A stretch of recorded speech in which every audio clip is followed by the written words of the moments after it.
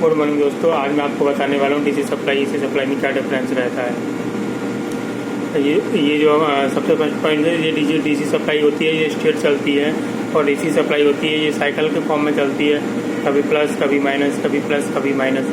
क्योंकि ये कभी प्लस कभी माइनस, कभी प्लस कभी माइनस में चलती है और स्ट्रेट चलती है, इसलिए ये सेम वोल्टेज का अगर हम देखेंगे तो ये हमारी ज़्यादा डेंजरस रहती है, ये डेंजर रहती है और ये कम डेंजर रहती है। डीसी के कंपेयरिंग में एसी हमारी कम डेंजर रहती है।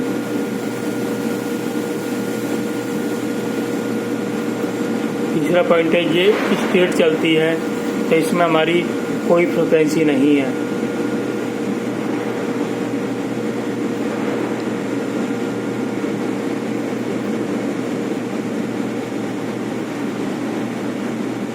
अब क्योंकि ये साइकिल के फॉर्म में चलती है, इसका एक साइकिल या दो साइकिल, तो ये इसकी फ्रिक्वेंसी है।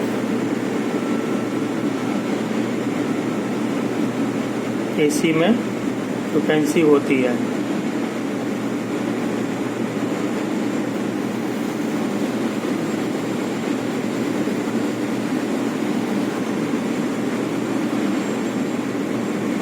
चौथा पॉइंट आता है, इसमें पावर फैक्टर नहीं होता।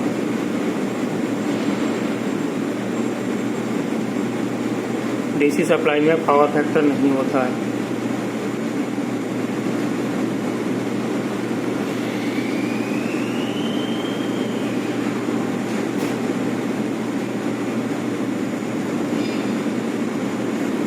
क्योंकि इसमें करंट और वोल्टेज दोनों एक ही डायरेक्शन में चलते हैं, एक ही एंगल पर चलते हैं, इसलिए इसमें पावर फैक्टर नहीं होता है। और इसमें जो डीसी सप्लाई है, इसमें जो एसी सप्लाई है, इसमें करंट वोल्टेज कभी आगे होता है कभी पीछे होता है, इसलिए इसमें पावर फैक्टर होता है। इसमें पावर फैक्टर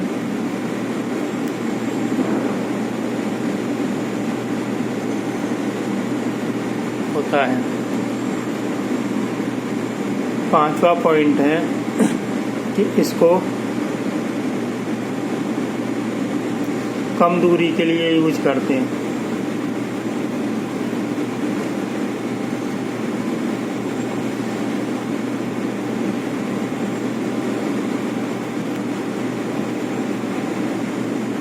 इसको कम दूरी के लिए प्रयोग करते हैं और इसको हम ज़्यादा दूरी के लिए प्रयोग करते हैं।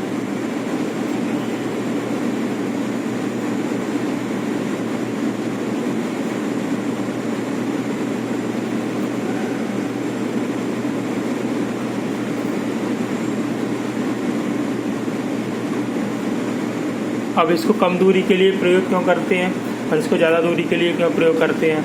क्योंकि जब हम ज़्यादा दूरी के लिए प्रयोग करते हैं तो हमारा जो वोल्टेज रहता है वो दूसरे पॉइंट पर हमारा वोल्टेज कम हो जाता है, और लाइन के क्योंकि जो कंडक्टर हम यूज करेंगे वो हमें हैवी कंडक्टर यूज करना पड़ता है। हैवी कंडक्टर यूज करेंगे, और अगर हमको हैवी कंडक्टर यूज नहीं करना तो हमें इसका वोल्टेज बढ़ाना पड़ता है। तो इसमें हम स्टेप अप ट्रांसफार्मर यूज करेंगे, लेकिन जब ट्रांसफार्मर यूज करेंगे तो हमें वोल्टेज को बढ़ाने के लिए ट्रांसफार्मर का यूज करेंगे। तो ट्रांसफार्मर तो हमारा केवल एसी सप्लाई पे काम करता है, तो एसी सप्लाई पे अगर काम करता है तो हमें जो डीसी सप्लाई है उसको पहले हमको रेक्टिफायर्स लगा के एसी में कन्वर्ट करना पड़ेगा।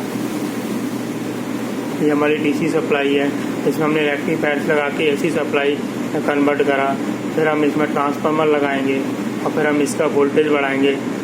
फिर हमको दोबारा इसमें इन्वर्टर्स लगा के रेक्टिफायर कन्वर्टर या इन्वर्टर जो भी है लगा के हमको इसमें एसी सप्लाई में कन्वर्ट करना रहता है।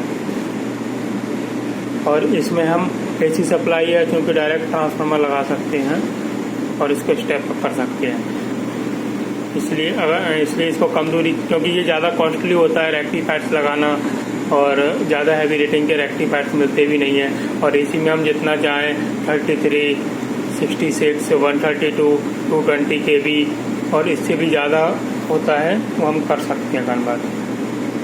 और जितना ज़्यादा हम वोल्टेज कन्वर्ट कर लेंगे उतना ज़्यादा हमारा लॉसेस कम हो जाएगा, करंट कम हो जाएगा, कंडक्टर का साइज़ कम हो जाएगा और दूसरी जगह पर जाके हम फिर से ट्रांसफार्मर लगाएंगे और इसको स्टेप डाउन करके हम यूज़ करेंगे। क्योंकि इसमें ये सेमीकंडक्टर डिवाइस यूज है, तो ये हैवी रेटिंग के डिवाइस बहुत कॉस्टली होते हैं, इसलिए इसका यूज नहीं करते हैं, कम दूरी के लिए प्रयोग करते हैं।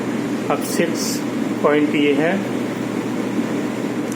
कि जब हम इसमें रेक्टिफायर्स वगैरह और ये सब लगाएंगे तो ये हमारा महंगा हो जाएगा।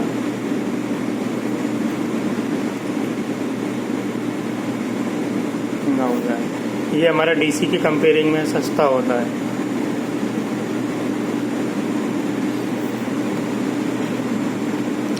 सातवां पॉइंट ये है हमारा कि जब हम डीसी का यूज करते हैं, एक जगह से दूसरी जगह ले जाते हैं, तो हमको हैवी कंडक्टर यूज करना पड़ता है, जिसकी वजह से लाइन में लॉसेज बढ़ जाते हैं, तो इसमें लॉसेज ज़्यादा होते हैं।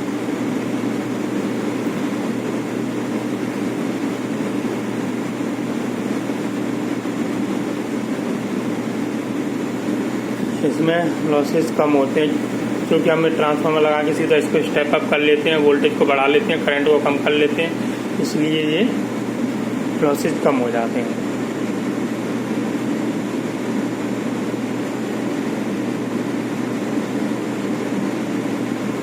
आठवां पॉइंट है कि हम इसका स्टोरेज कर सकते हैं।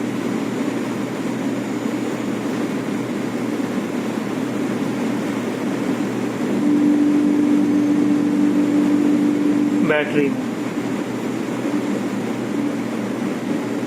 और इसका ये है आधा पॉइंट, इसको हम स्टोरेज नहीं कर सकते हैं।